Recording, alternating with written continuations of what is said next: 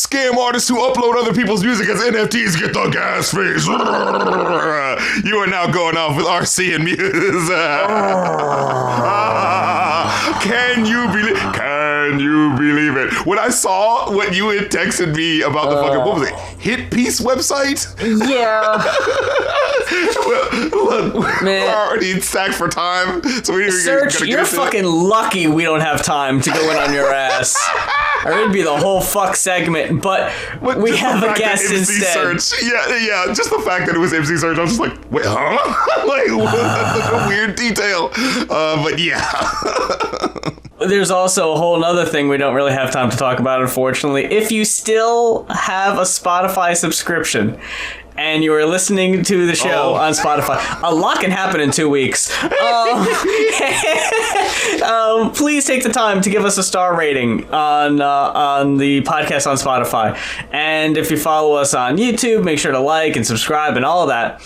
And if there's an album that you would like to request us talk about, head on over to our Ko-fi. That is ko-fi.com/goinoff. We're trying to get through the requests as quickly as possible, so it might take a second to get to yours. But you know this, you know the drill, you know the whole routine. You know the score. You know the spiel.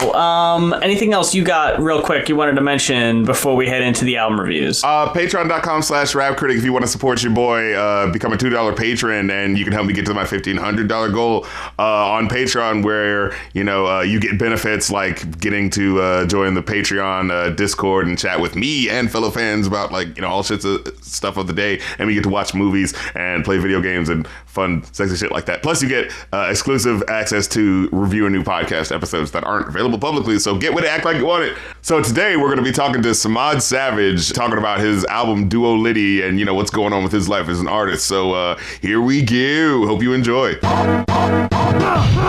We're kicking it with your boy, my boy, their boy, Samad Savage. How you doing? Say hello to the lovely people.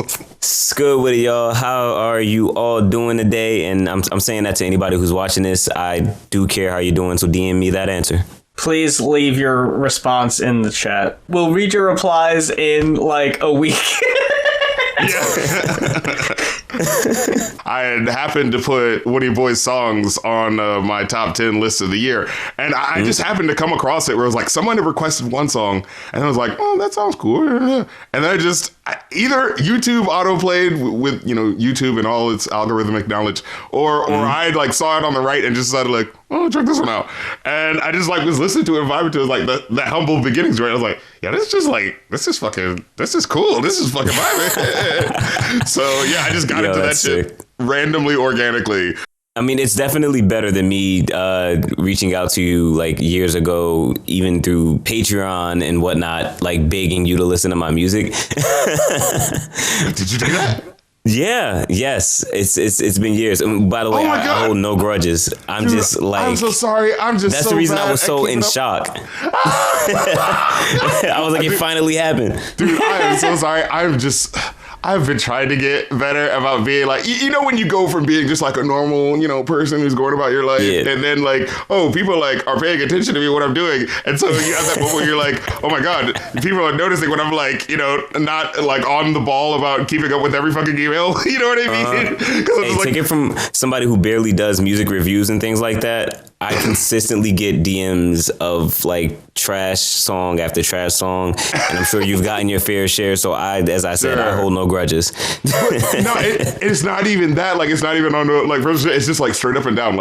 I just to off the bat say I am really bad at keeping track of my personal life, keeping track of just shit in general. I have ADHD and I'm just fucking bad at keeping a fucking schedule and shit like that. You know what I mean? Yeah. And so I'm and so to be all right, I have to do all the rap critic shit I have to do, and then and people want me to respond to them and stuff. And it's not just on one place. It's on Patreon, and it's on Instagram, and then it's on Ko-fi, and so I have to go between these three things and be wait, did I answer everybody over here? Actually, what happened was one of my fans that DM'd me and said yo, you're on Rap Critic's page, and I was just what? So I went to check it out. Not a worse lyrics list. Thank God. I was caught up at that point though, so I was I knew it couldn't have been that. But I'm glad to.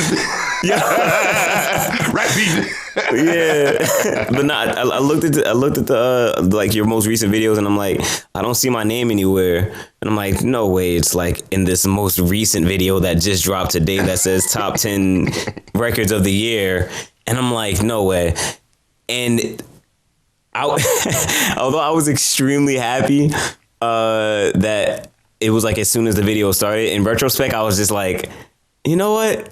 I wish it would have took a little longer, maybe about like 5 more minutes to find out that I was in that video, because that would have meant I placed higher in the video. But I was still extremely grateful. Just number 10, huh? No. You know what? That beat pretty waiting. Not but no, I get you. So going to that song though, for that collab joint, the thing I specifically noticed though, like your parts were like all intersecting and overlapping with each other, which, you know, I mean, rap verses just don't do a lot these days. You know, rappers are usually like compartmentalizing the verses, right? Because most of the time, you know, so and so's recording this shit over there, and so and so's recording this shit over there. You know what I mean? Yeah. So, so fun fact. We recorded it all in the same studio, but I'm an engineer and producer. So I sent this beat to Blaze the Rebel, the lead artist on the song, a while ago. And I said, like, look, here's this little rap I got. It was like the first 4 bars of the song. But I was like, I feel like it's dope, but I don't know, it's not my favorite thing. You can rap on it and I'll just maybe do a second verse, you know, however it comes out. So then he said he just wanted to attack that, but he wanted it to be me and Solus and him on the record. He said, just rap the first 4 bars and I'll catch up and stuff. And originally it sounded even more combined, like we were fading vocals into each other. and then was like, you know what, that's too much to process and post. And Jay Wonder happened to be in the room, and I had wrote the hook, but I was like, Jay, your voice I feel like would sound so much better on this intro part. And then it was still going to be just me, Blaze, and Solus on the verses. But at the end, Blaze made an executive decision to have Jay do the last 4 bars pretty much. So it was a crazy process. Oh, okay. So the whole, like, because just like the idea of, like, you know, going back to the point of, like, yeah, the words overlapping each other, I was thinking, like, okay, so who wrote what? Like, was it one person writing a whole verse and it was like, all right, we're going to split this up? Or was it like, I wrote 4 bars and then it ends on this rhyme and I guess you can come in after that? Like, you know what I'm saying? Like, was it that sort of thing, you know? No, I mean, everybody wrote their own verses. The only thing that I wrote completely was the chorus. Mm-hmm. That's the only thing that I wrote that wasn't said. We're very old school when it comes to rapping. Like, we don't, although I make a lot of modern music, we all make a lot of modern music. We don't like anybody writing for us when it comes to our verses. The chorus is a little bit different because we're just trying to make the best song we could possibly make. But yeah, for the verses, nah. I got you. So yeah, but that's the thing I was wondering though. And so like, so when it comes to the point where it's like someone says one rhyme and then like, you know how you end 4 bars and then like you kind of start the next bar with like a certain rhyme, and it's like, is that how that works? Where it's just like, okay, this is the rhyme, now you go off of this shit. You know what I mean? Like, well, while we were writing at the moment like that, like. Yeah, while we were writing, I had asked, or we all would ask each other when we knew whoever's part was coming up, what rhyme are you ending on, so I can start writing on your rhyme. Cool.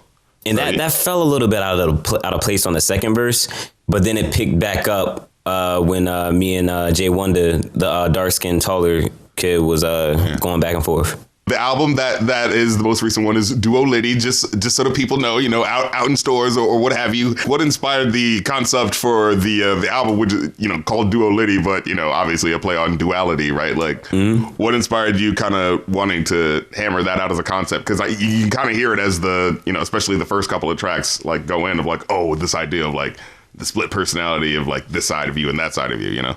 I'm very happy that you said obviously, because a lot of people ask me what did Duo Litty meant.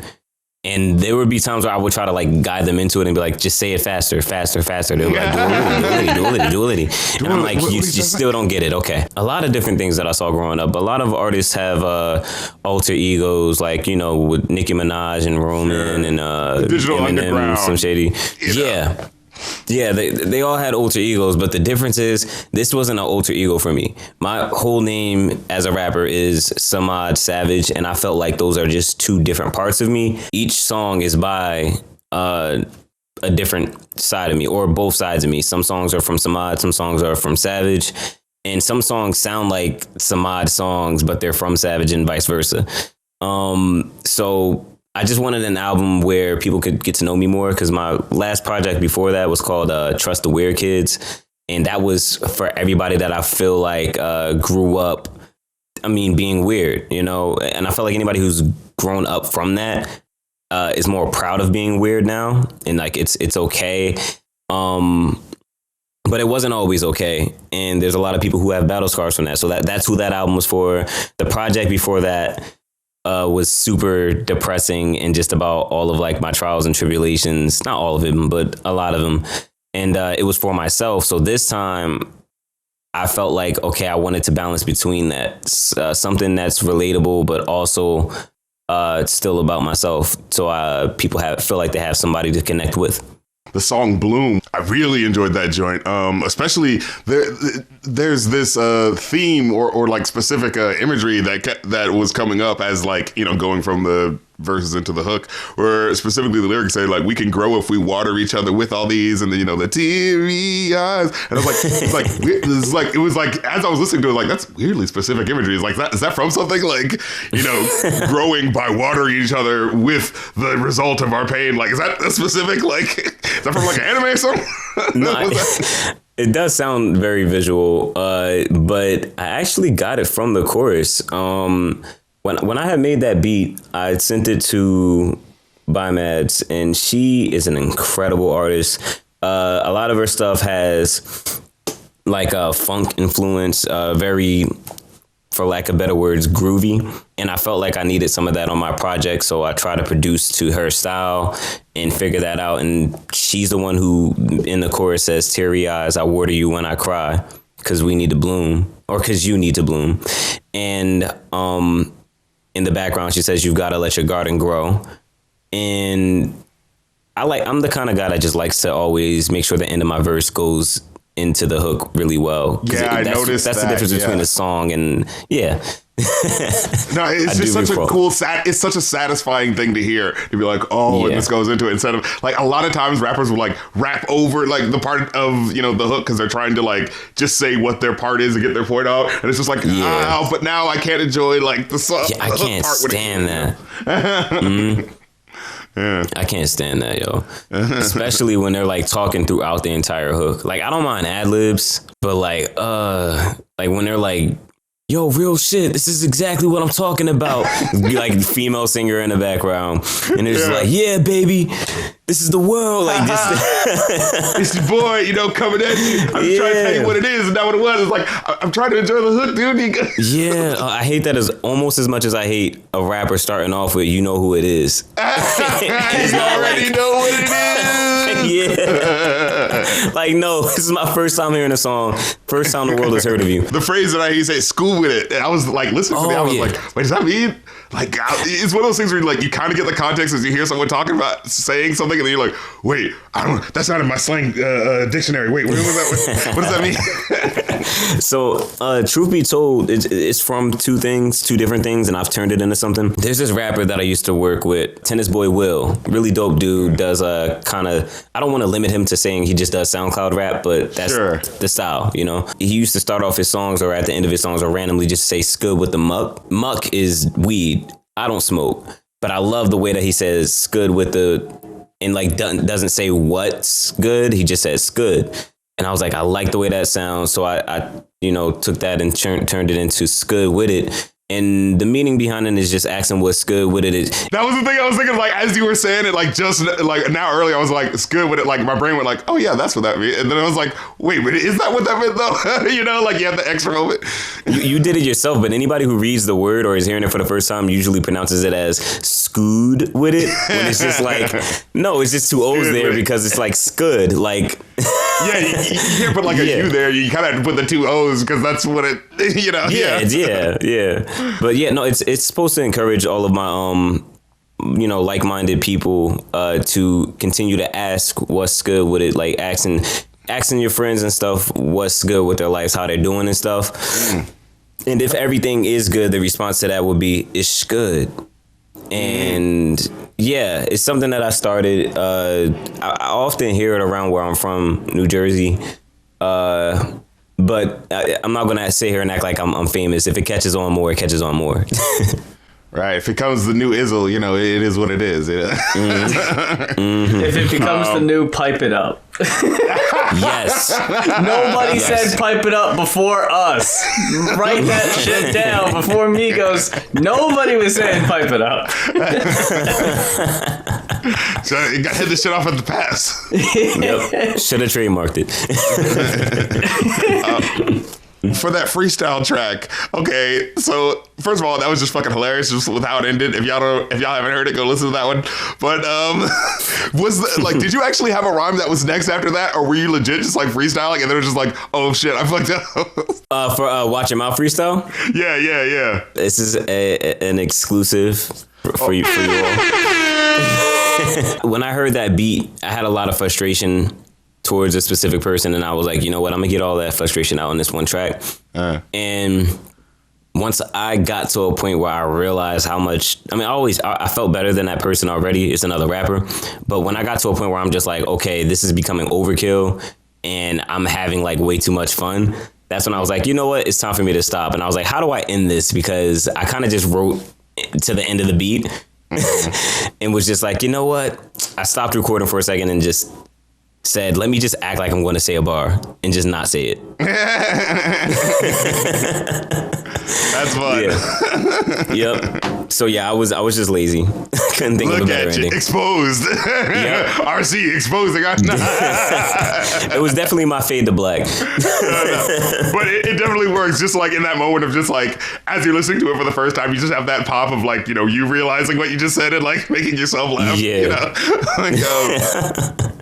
And the funny thing is the interlude at the end of it, I recorded that like last, as far as the process of recording my album, and said, I want an interlude on this album. I don't know where I'm going to put it. And I felt like it matched being there because it felt like, okay, I ended it, but there could be more to say here because I act like I messed up anyhow. Going on to another track, at the end of the track Reciprocate, the more, the heartbreak joint, the one for, you know what I'm saying, for the radio,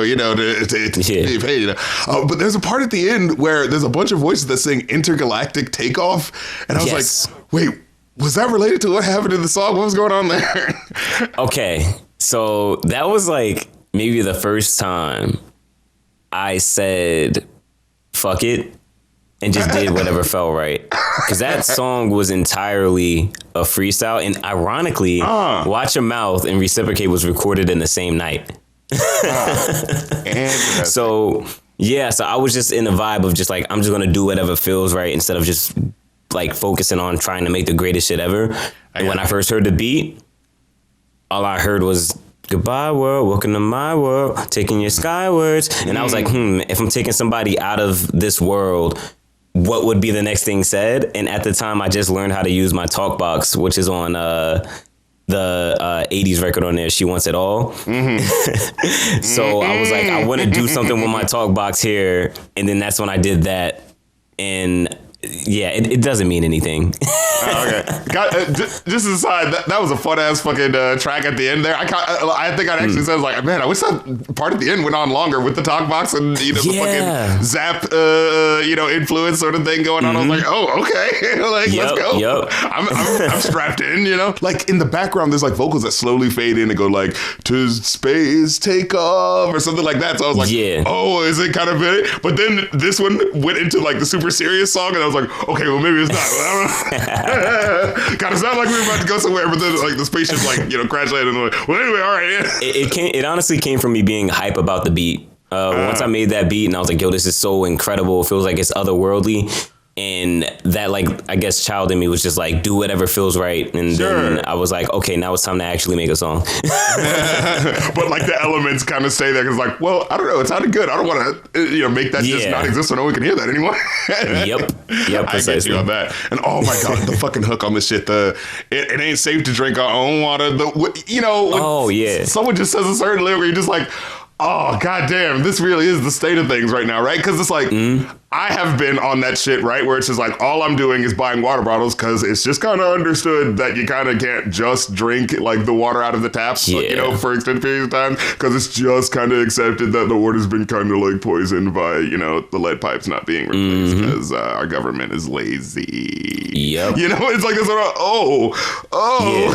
But then like, but how it gets revealed in just such a simple lyric, like, yeah, it's just not safe to drink our own water. It's like, that sucks. That shouldn't happen. That's like a third world country thing. Like, wait the fuck? Yeah. Wait a minute. And it could have been a more environmental song. The reason I even said that was because 2 years ago, I did this thing where I told my fans I'll use my own money to rent whatever U-Haul and let all of them fundraise, and they can donate as much as they want to, and everything will go to buying water bottles for Nork.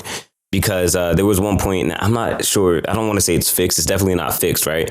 But there was one point that Nork's water was worse than Flint, Michigan's. Through that, I met National Clean Water. It's a nonprofit that helped a lot in Flint, Michigan. And when Nork was having their crisis too, they helped a lot there too. So 50% of the proceeds of that song goes to National Clean Water. That song was originally supposed to have Raekwon on there. So much has happened in the pandemic and whatnot. And I know, God bless him, he just lost his mom and stuff. So there was just a lot of different things that was happening that just made that not happen. So then it was supposed to be Race the 5'9" on it.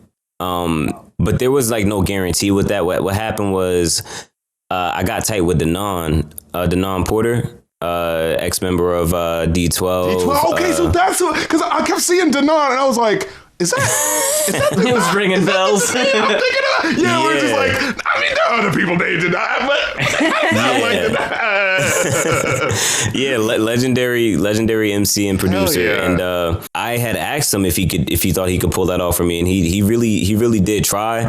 But what happened was it was a conflict in scheduling because Royce had the what is it called? The tiny desk thing. And pretty much all of his focus went into that and building his new studio. So it just didn't happen time and time again of maybe it could happen. Nah, it's not going to happen. Maybe it could happen. And then, so the verse was empty and I was just like, look, there's nobody who can give what I need right now other than Denon himself. And he knocked it out of the park. One of my favorite verses on the record, and he just, man, he gave it that love and care, It wasn't just like a verse that was sent in, like he cared about that. Yeah. And if you would have told me that 50%. Was one of the wild boys from D12, yeah, I wouldn't have fucking believed you. Oh, yo, definitely dig into his music because he has completely changed from what, he was doing at the time. His music sounds so great. A song I would recommend is Wakanda Man. It's an incredible record. Like, oh my gosh, he's amazing person. And even more amazing so that he hopped on a song that he knew 50% of the proceeds was going to go to that.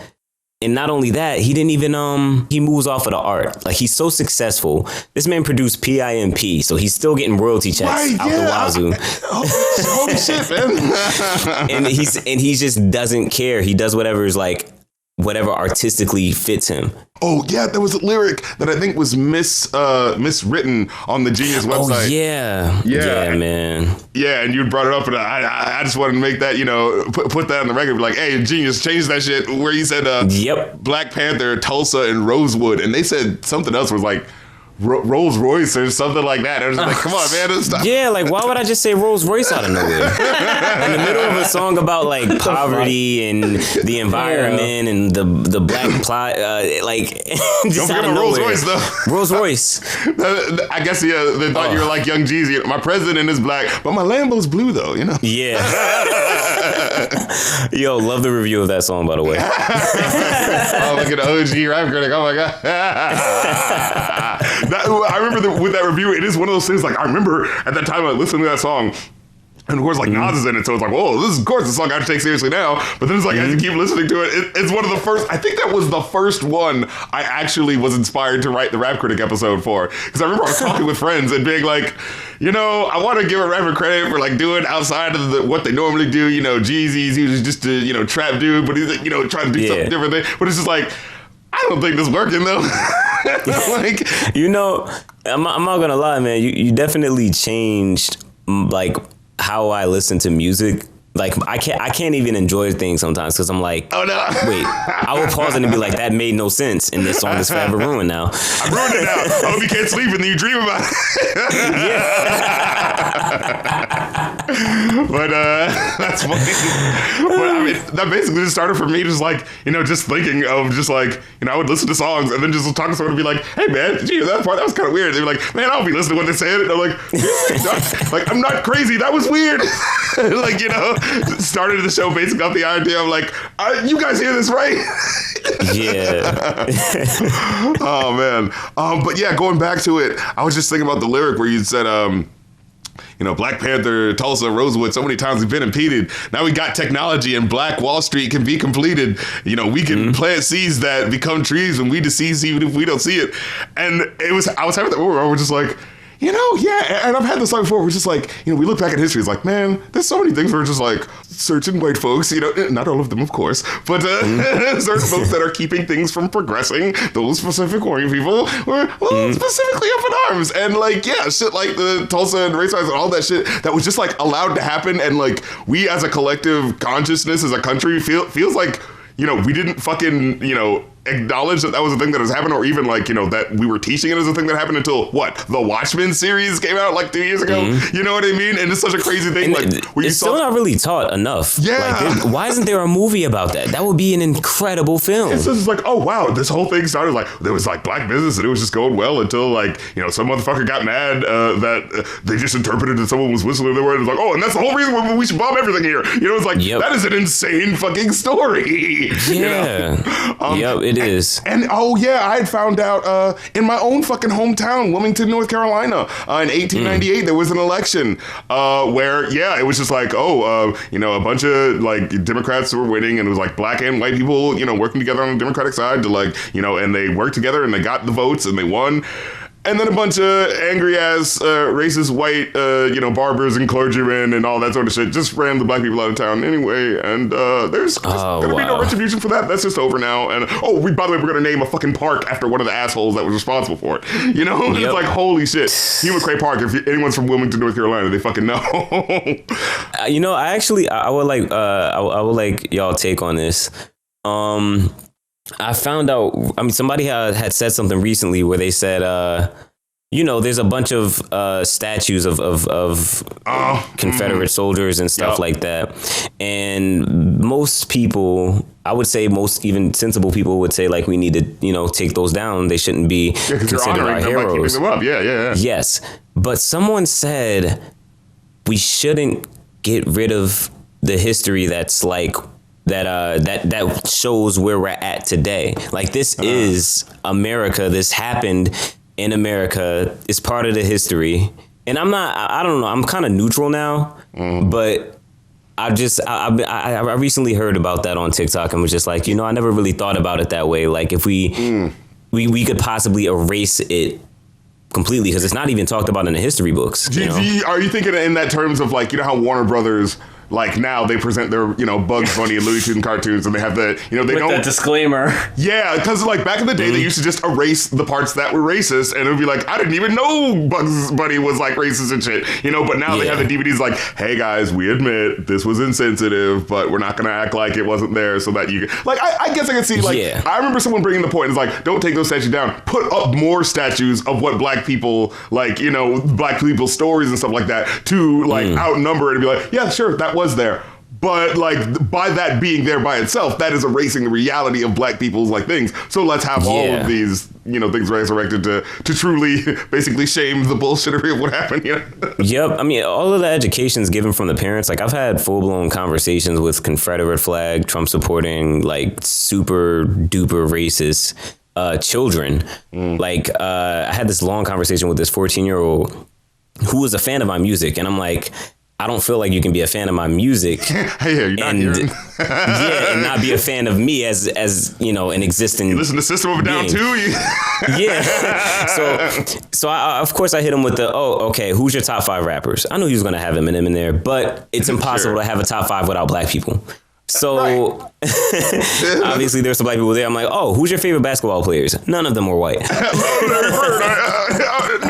fuck you. You can't stop lying. Yeah. So I'm like, yo, do you want to get rid of the existence of black people, not realizing we're part of all of your favorite things? And not only that, at the end of the conversation, come to realize the reason he inherited the hatred of black people from his father was because his girl had recently left him for a black guy.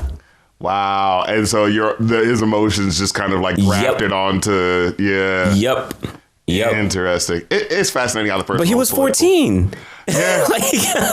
Man, the personal that's ridiculous. You know what I'm saying? But you know, like, yeah, we do kind of like know all about, you know, that shit now. Like, I feel like the average black person I talk to like does go, like Tulsa, that shit happened. Like, you know, I feel like that is not a reality like 20 years ago. And so like, as you said that, I did kind of have that feeling of like, hey, so can we like do over? Can we do over Black Wall Street? Like, just to, like, we have all the knowledge and technology of things now. Like, okay, can we try it again? Or that's just not a possibility. I don't know. Like, I legit don't know. I'm asking to be like, I'm legit putting this out here. I'm being fucking Socrates right now. It's like, could this be a possibility? Or are we too far longer? Where are we standing on the you know, W.E.B. Du Bois versus, oh my God, who the fuck was his rival? You know, Booker T. Washington. Yeah, I know what you're talking about. Yeah. Where do we stand between these two right now? You know? I mean, honestly, I think it can happen. I think there will definitely be opposition of that. Sure. But I do know that about like 5 years ago, there was an app that was developed called Black Wall Street, where they only had black products on there, like of everything. So if you wanted to buy black, if you wanted to buy black, you absolutely could. I think that was a good idea and a good start, but I think that actual Black Wall Street would have to mean more because we would have to invest in the companies, you know, in like little investments. Like we don't have to, like, you know, blow all of our hard-earned money, especially when we're not even buying stocks in Apple. Right. You know what I'm saying? Yeah. But if we did come together and circulate our dollars, I think we could be a lot more successful, you know? And I think that every community should do that. The only difference is that the other companies are doing. I mean, other communities are doing that. Irish people support Irish people. Sure. Jewish people support Jewish people. I think it's just like black people are so specifically fragmented by nature of how our like shit happened that it's kind of hard to like now inorganically try to push those elements together, to which like, you know, other, like sure, like Polish communities and this, that, and the third is like, oh yeah, they're already like set in this place and they've just kind of been put here. As we didn't to, like, have that head start. Yeah. I was listening to some of your stuff on YouTube, you know, just listening through this shit. I think it was the Victory Lap freestyle. And there was one point where you said like, you literally just said like, even though I was just winging this shit. In fact, most of my album was a freestyle. And I like had to pause and be like, wait, is that true? Like, you bullshitting. Like, is that so true? To give context, it was most of my album was organized freestyle. Wow. So organized freestyle is when you hit record and say about 2 to 4 bars and stop. Hit record, say 2 to 4 bars and stop. It's different from just being like hit record and then freestyle the entire verse. There's no way I'd be able to tie the verses into the hooks. I got you though. So you made it work in that in a specific type of way. I got you. Yeah, but not honestly for this next project I'm doing. I'm not going to speak too much on it because we're still in the duality cycle. But I just started writing again the other day, and I could definitely say it's some of my best lyrical work thus far. I think writing definitely has an advantage to it. Nice. No matter how much I love Jay-Z. No, it's true though, because like, you know, being able to take the time and really like map out and be like, wait, do I want to actually map out how I feel about this in a way that really gets people to understand it, you know, and in a way that like sometimes in the moment, it definitely is like valuable to like feel the energy of someone like coming up with it in the moment. Like that definitely has value to it too. But, you know, just being able to take time to think, like if you're already smart on your toes, you're going to be 7 times smarter when you take the extra, you know what I mean? Like, yeah. You know, because I'm not gonna lie. Like the reason I took that approach is because of Jay-Z. Knowing that he literally just goes in the studio and just freestyles, it's like 16 bars. Sure. But the more I dug into that, I found out what he does is he hears the beat and then writes the verse in his head. So it is technically freestyling, but it's just like, no, you just no one's heard it practice yet. your memory. Yeah. But the only way he got to that, like he also did this interview. I love, this is the reason why I love TikTok, because you get like the most randomest information. It was a random interview that he did that I saw years ago, but didn't really take this part into consideration. He said a lot of people want to be as successful as you, but they don't know all that you did to get there. And I've always applied that to just money, because when I think Jay-Z, I think business. So I'm like, oh, so I just have to keep grinding and tie this into that and own my rights and LLCs and masters and all of that. But I never really thought about that from a skill set point. And that's what inspired me now to just write. I'm going to try to write for a couple of years straight and then go back to freestyling and see how much better it could work, because I have the practice there. I have the foundation, you know. I appreciate you coming through to chat with the crew. May I ask 2 questions? Oh, yeah, sure. How do you keep going? Like, what motivates you to keep going on YouTube and keep reviewing these things? Because I know that there's always a rise and decline in views, and some things become more popular than others. You can't really predict it and stuff. How do you fight that? Because I experience that as an artist sometimes too with songs. Man, that is that was quite the question. I thought it was just going to be, how do you keep doing this? Like, I thought you were just going to be saying that. How do you keep doing this? It would have been funny if the question was, why do you keep doing this? No, really, honestly, what inspires me is legit just being like, having something to say about something. Like right now, I'm working on next episode for a Dead Prez hip hop. That's gonna be sick. Nice, right? And so I was like, oh shit, it's time to put on that, you know, get my knife and fork, you know. I think it's time to dig into this music, you know. I love when you review like songs that are like obviously in the top 100 best hip hop songs of all time. Sure, because it's like, you know, you're gonna get shit no matter what you do. but it's about, I appreciate it. It's about tackling it, you know, like and also just in general, like straight up the way I'll be feeling is that, like, you know, I'll listen to the song and be like, I want to say something about this lyric. I am naturally like, I mean, I definitely have, like, you know, takes time to be like, okay, well, how do I want to structure it exactly? And I don't just want to say it, write down anything. So I got to figure out how to say it, and, you know, say it in a way that's going to be funny and actually, like, make you want to care about what I'm saying, you know, and also just in a way that's not just repeating what you could have already heard someone else, like bringing a different flavor to it in a specific way, or commenting about something that I'll feel like, man, it feels like nobody's talked about this. Like, so why don't I just say, you know what I mean? Like, that's straight up where the inspiration comes from. Like, it starts off a little slow at first because I'm just like being like, okay, well, this is going to be the definitive episode that I make about this, and you can't go backsies. So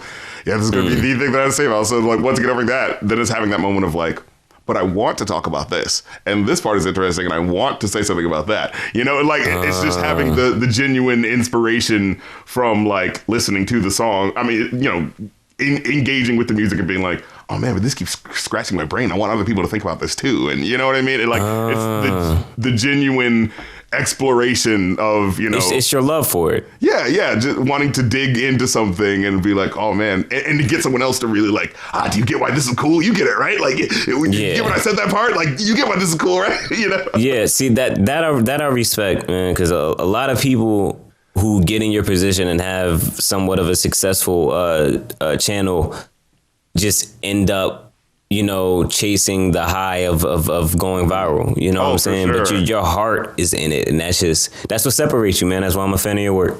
I appreciate that, man.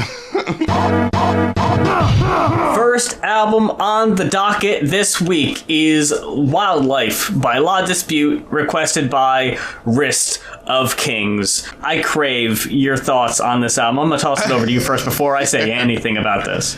I had a good enough time with it. I thought it was solid enough. You know, I thought it was really cool. I will say that, like, while there are some of these songs that are fucking incredible and fucking jaw-dropping, like, holy shit, I'm just trying to go along for the journey of this music. I can't act like some of it didn't get a little, like, samey with the delivery after a while, but it's just like, everything always sounds like he's just about to pass out and he's exasperated. You know, like, there's like one or two times where he switches to, like, you know, a whisper or something like that. And yeah, you know, and now it's a certain level where you're like, well, I mean, if that's his style, you know, that's the style. You know what I mean? Like, oh, you know, that's like, you know, oh, I'm gonna get mad at a punk band. Like, how come none of these songs are over 2 minutes long? You know what I mean? Like, but at the same time, like, I can't act like that's not like affecting, you know, certain songs where it's just like, okay, but I feel like I'm already, you know, listening to that, you know, just that feeling at times. But I feel like overall, it's definitely a solid enough listen, especially for some of these songs and just like the journey you fucking go on them.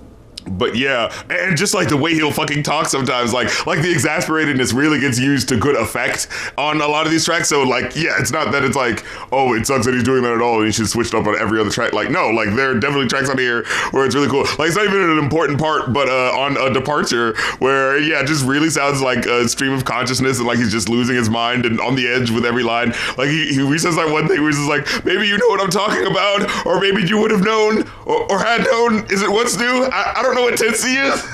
Just like in the middle of like all of the other like aggressiveness and just like the sort of like and I don't know how to say this, but my point is like I just love like capturing that energy in how the tracks do in a realistic way, you know. So like I really enjoy shit like that, right? Oh, King Park, Jesus Christ, that was like the apex of the album. The track where it's like basically about shootings and, you know, killings that happen with guns and shit like that, and then like specifically doing this thing where it's just like, oh shit, I you know, I want to, you know, go into that moment. I want to explore it. I want to like be a ghost, you know, hovering above it, and then like go back even further to when they were, you know, the kids that had gotten shot were like just kids enjoying their lives, and now these moments are just like, you know, harrowing, like, you know what I mean? Like these moments are now in stone and they don't mean anything because now this person is gone for the. It's so fucking deep how it gets into you, and then oh my god, when it gets to the end, when it like changes perspective to the actual person who had, you know, was responsible for the killing, and it was just like, oh my god, I didn't mean to do it. No, I was just, it wasn't meant for them.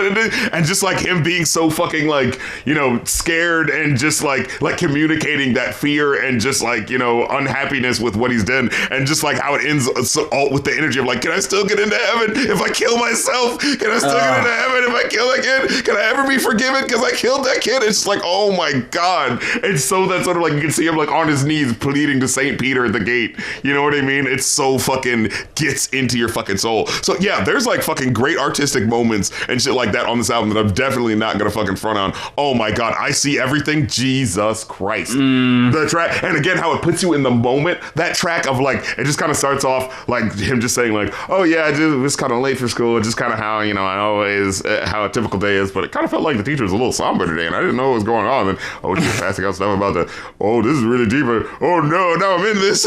Like, and how he would use the like the lyrical transitions of how he'd say certain things of just like, and now it's like, you know, her warmth and her smile, she passes photocopies out to us of entries from a journal kept so long ago. She starts to read and suddenly it's 1980, and like how it just like brings you into that moment of like, oh, we're just here now, and just telling you, oh my God, man.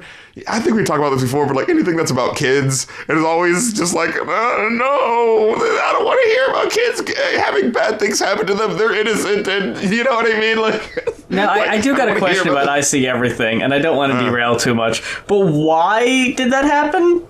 What? Why was why the did teacher passing out? I was like, was it like I don't think we Cancer ever really Awareness got Day or closure something? on that. Because I was thinking like, oh, did this just happen? But they're saying, no, it was 1980. So it was just like, what compelled her to want to tell the story today? Yeah, like... I agree the delivery gets a little samey. It's, if you're in for a penny, you're in for a pound. Sure. If you like it on a couple tracks, you're going to have to like it throughout because it doesn't really deviate too much from that. The thing I thought you were going to say was about it being samey is that there's a few songs on here that is basically just saying the same thing again and again. And in that, there's basically 3 categories of song on this album. There is what primarily makes up the first half, which are songs that are basically saying in different ways, everybody I knew left this town and left me here and I'm miserable. And then there's other songs like A Letter, A Poem, A Departure, A Broken Jar, which are more stream of consciousness, almost like they are a letter, like they're more conversational, less song-like, I guess. And then there's the second half, which is... I'm going to deal with other people's misery now. And it's like, whoa, okay. I don't know if I liked that it was separated so obviously, or if I would have liked if they were integrated a little bit more. Maybe it's like... Because I was trying to figure out, because there's even a song, All Our Bruised Bodies and The Whole Heart Sinks. Yeah. Which... touches on and references the last few songs that are about very specific instances. You got King Park, which is about the school shooting. You got Edward Ben's 27 Times, which is about a neighbor or someone in his town that the lead singer spoke to who had a son who was dealing with schizophrenia, and one day he just didn't recognize his dad anymore, and he attacked him and he stabbed him maybe 27 times. I don't think that's specified, but it's in the song title, so I'm going to have to assume. And then there's I See Everything, which the only note I have written down here is Lisa staring.jpg. You know the one. Why are you telling me about this? What the fuck is there to say? So he references these songs, and I guess in almost like a... Because the whole first half is song after song about I hate this town. And that's such a emo music cliche is I hate this town, I gotta get out of this town. Sucks. Yeah. We gotta get out of this town. But it's put in such a... He's so miserable, and it's like so heart-wrenching the way he puts it across that by the time we get to the second half and we've dealt with all this other really big picture shit, it almost kind of feels like he's kind of forced to look at his own situation and like, how bad is my thing really? Right, yeah. Compared to these really bad things I heard about and read about. Yeah, it's like, oh, I hate my own town. It sucks because there's nothing here. Oh, my teacher's kid died of cancer. Like, yeah. I really, really enjoyed this album. I had honestly heard it before we're requested to listen to it, so I was kind of looking forward to getting a chance to talk about it here. Some lyrical points I have written down, starting with Harder Harmonies, I have quoted here. And brings a fever, a dream of sweat and ecstasy, a kiss on every hammer hit that follows as the key falls down, and brings an order first, then chaos, then calm, that paints every shift in a mural on the wall, and it presses to your neck, it clutches to your hips, softly sings to you of fireworks and God and art and sex, and it's strange that it feels so right when nothing else does. And it's just the feeling of composing and playing music, but put in such a way that like really makes you fucking think about Humanizes it, yeah. And all the ones who seem to fit the best into the chorus never notice there's a song, and the ones who seem to hear it end up tortured by the chords when they fail to find a way to sing along. Oh! It's a mood for sure, but man, you need to follow along to the lyrics because there is so much here. Like, I feel like you're missing out if you don't actually follow along. St. Paul Missionary Baptist Church Blues. He's talking about a real church and how, like, the decay of the church is, like, a microcosm of the city and how he views his entire surroundings. and the one person who's like pulling the weeds from the concrete is like how he wishes he could like make the city itself better. It's just like, and then that goes into Edit Your Hometown, which is, again, like I said, a lot of these songs kind of deal with the same thing in the first half, and he's warning the listener explicitly to not make the same mistake. One more part I had to quote on Safer in the Forest, Love Songs for Poor Michigan. I'm not giving enough love to the instrumentals, but they're fucking sick. On this one, this is honestly just like, it's written on Genius like a paragraph because there's no real structure to it. Yeah.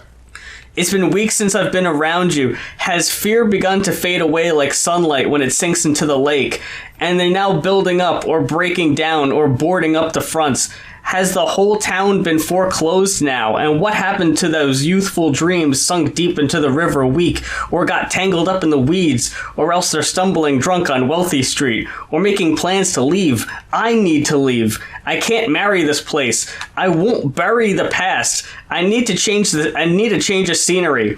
I will hold these streets sweetly in my head like her, and I will praise their bravery until the end. Let tongues confess the plague of joblessness, a temporary illness. Let us wave their flag from there to here, and then over and again, and let us hope for better things, though we may not ever get them. Oh, man. Half of what you were saying just made me think of my hometown. I was like, oh, all those people that are gone. You know, when you come back to your hometown. Like, that's so captured, that feeling. I'm just like going home and it's like, oh, the people aren't there anymore. You know, like, life has moved on. Things have changed. You know, like, you can't go back home twice, you know, like, that sort of thing, you know? Like, I think I may have said that I really enjoy, like, depressing lyrics or whatever. Because boy, oh boy, it feels like we get a lot of those. It feels like so many of the albums we get are just fucking bummers. And like, as much as I love... and as much as I love this album, it's like, if I were to recommend this to someone, it really is like, you need to be in the mood for this. Yeah, for sure. This is not going to make your day better. This is going to be like, oh, I'm so glad I listened to that. No, I feel like, going for a jog. No, after this, you're going to be like, I feel like just sitting down and just, maybe just go back to sleep. I think this day's over. You know? To wrap it up, I've got another quote from You and I in Unison. Oh, yeah. I will sing sweetly, hope that the notes change, but I do not need it to happen. I am not resigned to it. And if they never do, I'll sing your name in every line, just like I did throughout this. Just like I've always done, in every gun, the empty church, and every tortured son. In all those giving up, in all those giving in, until I die, I will sing our names in unison. RC, I gave this a 5. I don't understand if you didn't, but god damn, this is a very strong recommendation from old Muse. Well, I gave it a 4. I'm gonna fight you. Yeah, look, I'm the negative Nancy this week. Because like I said, like, yeah, the sameness did get to me, like, more than, I get that. You know what I'm saying, in a way that I was like really feeling. But like, yeah, definitely in a way that like, no, not enough where it overlooks like the pure artistry that's on these tracks, but like it is just enough where it like kind of pulls it back to be like I can listen to because yeah, there's like a 5 for me. It's like, oh, you can listen to it whatever type of album, like or does it what it's doing so it's not for all seasons. Yeah, right. Or it just does what it's doing so well that like, oh, regardless of what it is, you can still enjoy it. But I could definitely see like an average person either getting so engrossed in this that it doesn't matter, or like having that moment of like, well, that song kind of sounded like that. So, like, I could totally see that happening if you're not like directly wanting to be engaged with this and you're like a casual person going like, okay, how come I'm not into it? You know what I mean? Like, because like, yeah, it is there where it's just like, I can totally see it. Like by track 7, you'd be like, okay, what how many songs have I listened to? You know what I mean? Like, yeah. But it's definitely a solid ass fucking listen, and artistically, like, there's a lot to fucking dig into and just fucking revel in as far as just like, matching a certain emotion that it's trying to capture, for sure. With that said, we're going to slide on over to Griselda with WWCD, requested by Chris Clow? I'm not sure. I think it's Clow, yeah.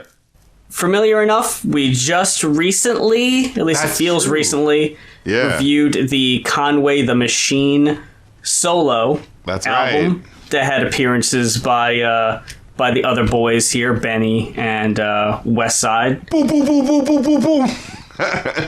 Oh no, I'm gonna need you to do that like 12 more times because I haven't heard it enough. Just to give the people to acclimate them as to what this album is going to sound like. RC, I didn't love this. Oh no. I thought it was okay, but I do really think the main criticism I could give is that this was very underwhelming. And when you talk about Samey... Yeah, see, that was the thing. It's like, lyrically, I think, especially your boy, Conway the Machine, like, he is definitely still, like, the fucking star player on shit when I listen to a lot of these tracks. I would argue Benny is the star. Benny the Butcher. See, I didn't know if he was, like, a main member. I thought he was just, it was like a MF Doom Czarface thing where he just kind of kept showing up. But I think it's the three of them together. But I think it's because I listened to the Conway the Machine album and my brain just went like, well, he's the group, you know, like. He's the group, yeah. Clearly. This is a Digital Underground thing, and it's mainly just him. And these other guys can kind of come in there auxiliary and, you know. Yeah, I think just about... I didn't credit who I have the quotes from, but I think they're mostly from Benny. Benny the Butcher is definitely that fucking guy. But I think Conway definitely holds his own. And for me, like, Westside Gunn he feels like the dude who just has, like, the ad-libs that catch on, I guess. You know what I mean? He wouldn't stand out if he didn't sound so different. Right. And that's really his thing. It really feels like his verses, like, start to spin their wheels as you get to, like, halfway through a lot of them. Yeah, and it's just like, did you have nothing else to say here? Like, maybe you should just be doing the hook. You know what I mean? Like, what I was talking about Samey was how there's a couple songs where I hear them talk about, man, back in the days when we were, you know... cooking up the coke, yeah. Fucking I'm real glad we're not back in those days anymore. We're doing different shit. And by different shit, I mean talk about cooking up the coke and killing over coke. Because that's really all most of the album is. Yeah. And now, like, you know, you can do that well, right? Like, I think we listened to a Pusha T album, and I think we gave it a pretty positive review. I think if you tell really... like complex stories, maybe? Yeah, giving me intricate detail that pulls me in each time. And with it's not that they don't have, like, detail, but it never, like, coalesces into something that makes you really go like, oh, this track stands out from this track. See, that track that's about selling dope in the trap is different from this track about selling, you know, like, that is the thing that I feel like I keep coming back to, right? But, like, I feel like that's a real thing, right? Where it's just like, I mean, I'm investing in listening to this artist. Did you not notice that all 12 of these tracks are just about selling crack? You know, like... It's 10 songs total with a, in my opinion, very unnecessary intro and outro. We got Raekwon the Chef doing the spoken word intro. Yeah, which, you know, I didn't hate too much. He's just signing off, endorsing the group, which is cool, but it goes on for 2 minutes, and I don't think that's necessary. Way too fucking long. It should have just been a real quick, like, intro, because it's like, I don't know what you like. It is cool to just hear members of the Wu-Tang Clan just kind of talk, because they do have, like, cool slang and how they speak, and, like, everything, like, they say sounds like the shit is important. You know what I mean? Like, it's cool, yeah. You know, where it's you're like, saying, I'm happy for the group. I'm sure it's exciting for them. Yeah, it's one of those things where it's just like, well, because we have him, I mean, we're not going to tell him to stop talking, so yeah, sure, keep going for as long as you want. Exactly. You know, like, yeah, so it's one of those things, I totally understand that, but it's like, yeah, it's one of those things where it's just like, yeah, did this part of the, like, this thing need to be here, like, all the way at the end where it's still talking? And there's another track as well where it's like, because I think they use the same beat where someone comes in and it feels like someone named, like, Brother AA something, where it sounds like, oh, are we about to get, like, a fucking prayer and, like, a lecture point? And it's like, he kind of starts talking in a way that feels like it's, like, prophetic or something, and then halfway through he kind of drops in and goes like, well, anyway, I hope you guys keep what I'm saying, because, you know, I think you guys are really cool, and yeah, and it's like, what? Like, he took down the mood of what was happening, you know? Another thing I think was totally unnecessary, Kennedy, why was that here? Oh my god, these fucking 45-second, which...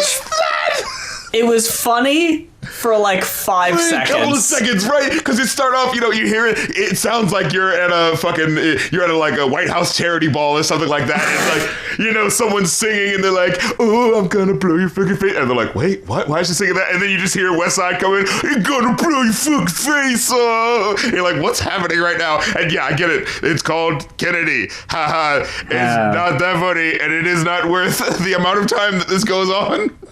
It's like, have y'all been those guys for the rest of the album making references? Because here's something I think I noticed too, and I'm pretty sure I pointed this out when we talked about the Conway the Machine album.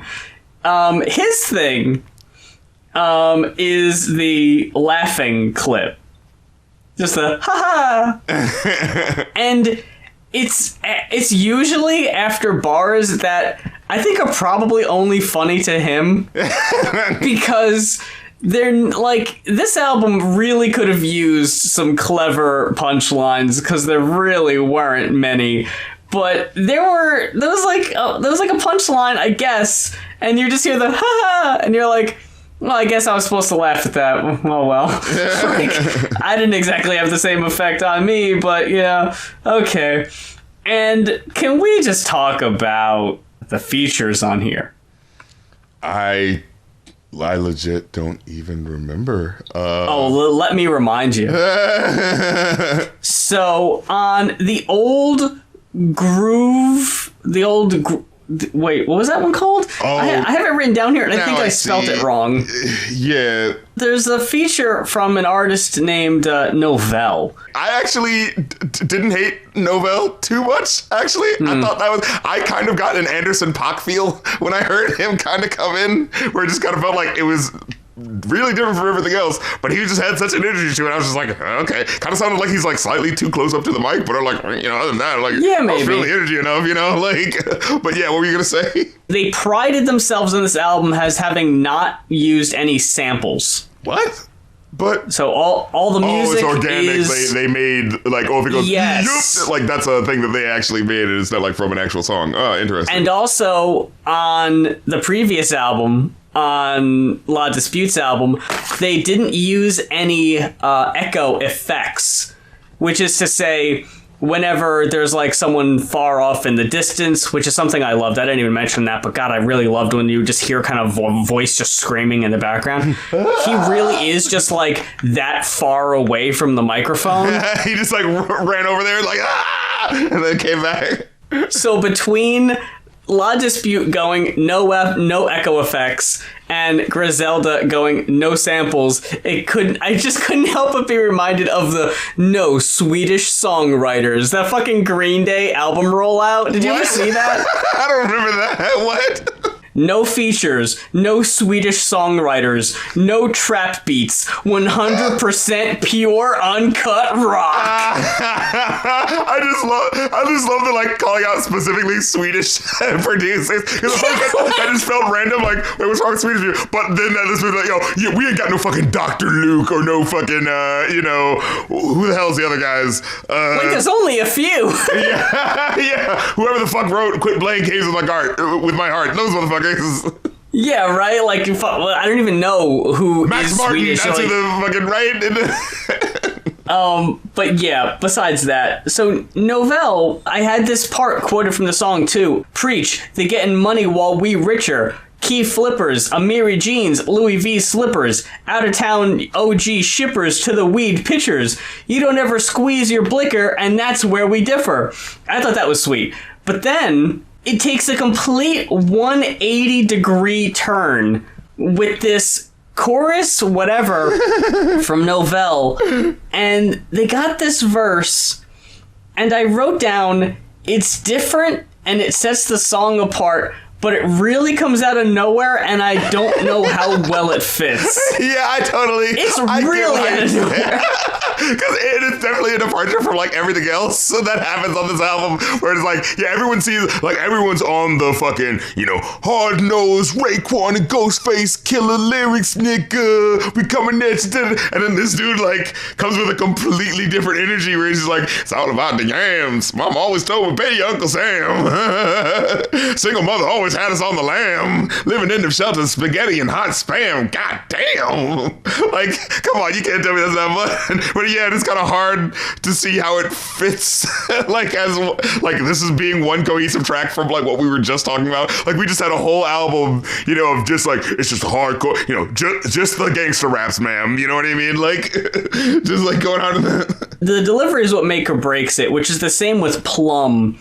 With their talk rap delivery on May Store, it sounds like they're just reading the lyrics off of paper. It's kind of going like on the clip, you know, the usual lyrics shit. And I really don't like the whoop that's like really up in the mix. I did not like that. Like, it was just so like great. It's like, what was that song? You can do with this or you can do with that. You know that song like Black Sheep? I always hated that. Come on, yeah, come on. Like that, like you can do that in the hook, but like the fact that they keep it going to the verses, it just keeps messing with me. We're just like, man, I'm trying to hear the rap, you know? Yeah. But like, it's just up in the mix enough where it feels like, oh, I'm supposed to be paying attention to these lyrics, but they're never saying anything. So now I'm thrown off from what was being said there, you know? Like, but yeah, and then when it gets to the chick at the end, who, like you had said, clearly sounds like she's reading off a piece of paper. And I'm glad you also said that too. Where it's like, yeah, we leave a path of destruction in our wake. You better look the fuck out for us, buddy. And it's just like, what are you doing? And it goes on for so long. Yeah. The fucking heart wasn't in it. The delivery wasn't in it. Like, I don't believe it. It's like, you know.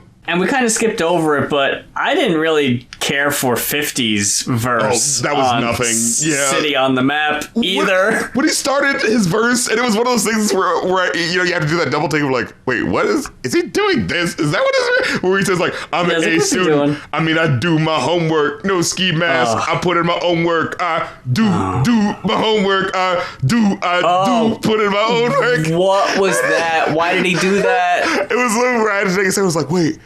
Is it because West Side Gun does the do? Like, is that? But it's such a like. Oh no. Yeah, like that was not cleverly thought out. That was just like such a you get it, like the poking you in the ribs. If that was the point, I hate it even more. But I did not. That did not come across. I had no idea why he was doing that. It just sounded like he was hung up on something and thought it sounded good, and everyone was just like, no. It's like, you had the moment where it's like, is that supposed to be, like, am I not clever enough for what's going on? It's like, oh, is it really that simple what he's doing? You know, like. I don't like doing this. And I'm not putting him on blast, but I tweeted out yesterday that we were doing these two albums, and I only got one response from that tweet, unfortunately. The tweet says as follows. It's from the Animal King. And the Animal King, I mean no hate. I'm sorry. You brought this upon yourself.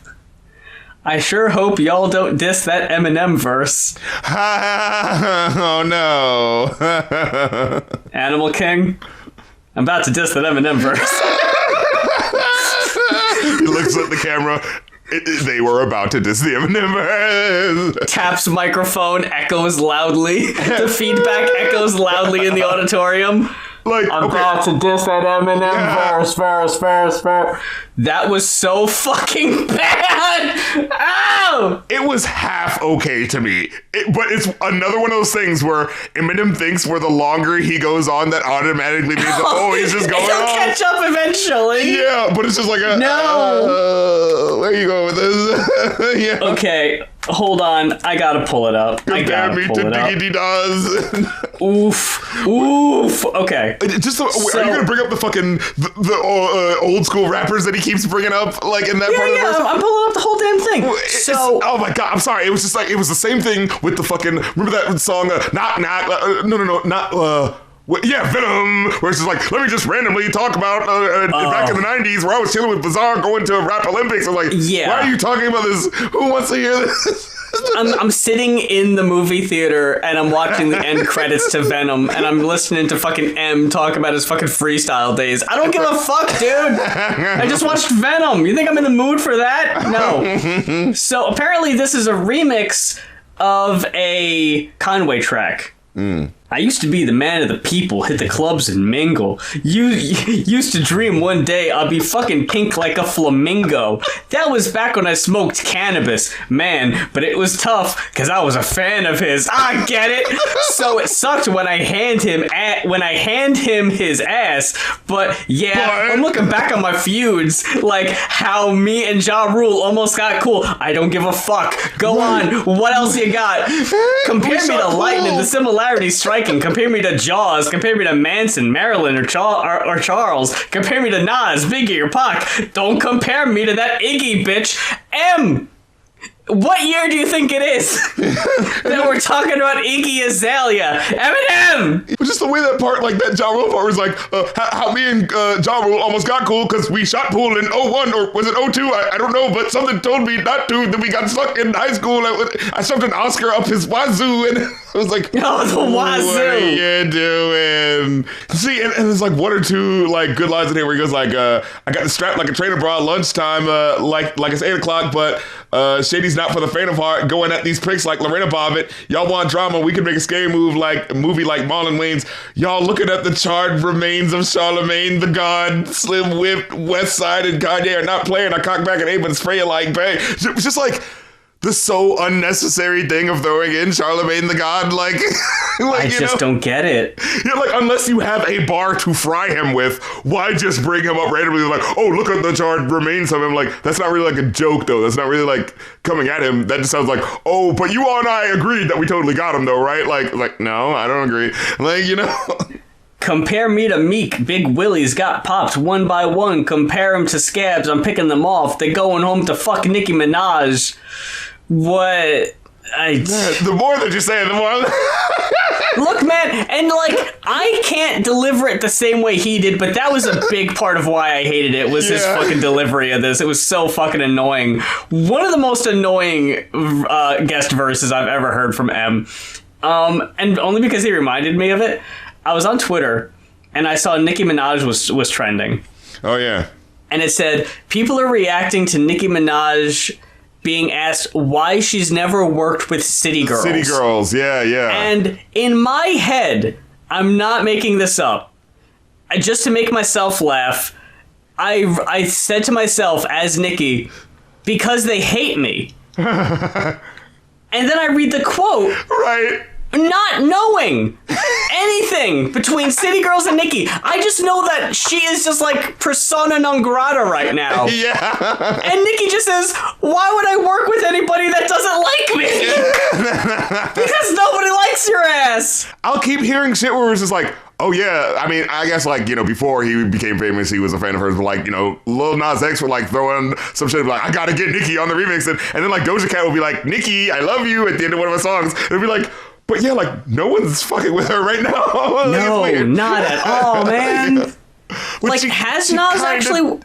I don't think she has. I don't think he has, no. But she kind of did it to herself. Like, come on. Y'all saw how that shit unfolded, where it was just like, I remember the whole thing where she just kept goading Cardi B. And it was just like, you don't have to do this. Why are you doing this? And I remember hearing her, like, Cardi B saying, like, no, I'm not going to do it. And then it was like that one event where it was something where Nicki got her goat just like one time at this one event, and she like got really angry and like rushed security, and like she ended up with like a speed knot or something like that on her head because of it. But yeah, it was in that moment I remember going like, dude, this is gonna make Cardi look bad because the people who don't actually care about the situation are just gonna look like, oh, look at this, you know, look at this newer rapper who just like lost her temper. But it's like, no, if you actually look at the intricacy of the story, it was just like Nicki Minaj causing shit for no fucking reason. And it's like, yeah, and Cardi B is kind of the one who's on now and fucking with like, you know, Megan Thee Stallion and kind of like leading the new school of female rappers right now, and then you just fucking dumped on her.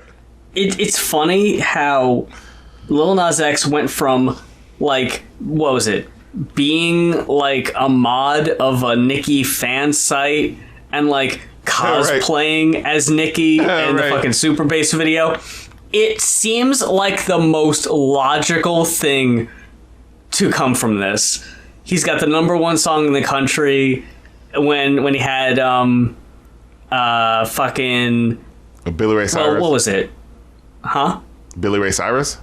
Yeah, that one was like, Old Town Road was fucking breaking records, and all of his songs were doing real big numbers. And then you look at it, and he's got these features, and Nicki's nowhere. It's just like, who made that choice? Was he like, no, I shouldn't? Or the label was like, nah, you really shouldn't? Like, it makes you wonder, like... Because at the end of the day, it's so funny. It seems like a missed opportunity and an L for Nicki. Didn't reach out? Like Nicki, like, it's so weird how in 2022... it feels like Nicki needs Lil Nas X to be relevant when she was the fucking shit there for a minute. Yeah, I mean, again, she did it to herself. She's dissing all like the female rappers at the time, and then doing songs with Tekashi 6ix9ine. What the fuck? Yo, my God, yeah, I forgot about that. Let's not forget that shit happened multiple times, by the way, because I remember it was like one track, and I was like, okay, that's a little regrettable, but, all right, artists do that, right, where it's just like, hey, we're not actually in a fucking studio together, you just paid $40,000, you got my verse. But then they did another song together with a music video, and it was just like, okay, well then you're cool with them. This isn't just like business. Like, you're obviously making your allegiance with this person, like. And then she had to talk about her cousin's balls. I mean, like... But anyway, I ended up giving this a 3. How about you? I would give it a 3.5. Like I do think that they are very competent MCs for the most part, for sure. But like, I can't act like, just like the other albums, you know what I'm saying? Like, like, it's got to be something different that makes it matter that this track is here as opposed to that track. Like, you know what I mean? It's just for me personally, like, I think, like, how could you not see that, right? Like, how could you not see that you should have more variation in these tracks? Like, like, it doesn't mean you have to, like, fucking talk about, oh, we should save the world or whatever the fuck. But just like, hey, here's a specific, like, the DMX album we listened to, I gave that a straight up 5 out of 5 because I was just like, there's so much variation on here that you can't, like, like ATF sounds different from Crime Story, which sounds different from How's It Going Down, you know what I mean, which sounds different from Stop, Drop, Shut Up Down, like, they definitely have a similar, like, sort of like a sound that brings them all together, but there's like diversity in the musicality as well as the subject matter, even though it's still like gangster rap shit, it's like, we can chew gum and walk at the same time concerning this, right? Like, it doesn't necessarily have to be like, oh, you have to make good topics. Like, no, you can still do that, like, grimy shit. Is like,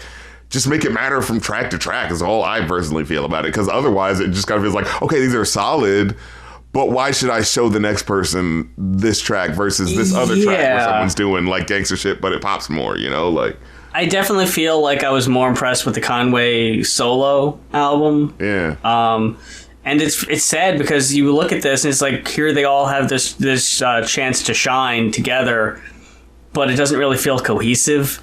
And like the first track when they're like trading bars back and forth and like basically like finishing each other's sentences, it feels like. Yeah, I like that. That almost felt too chaotic for me. Like, it was almost hard to follow. But in the long run, I wish they did more stuff like that so they actually felt like more of a unit. Yeah. I get you on that. But that about does it for this week's show.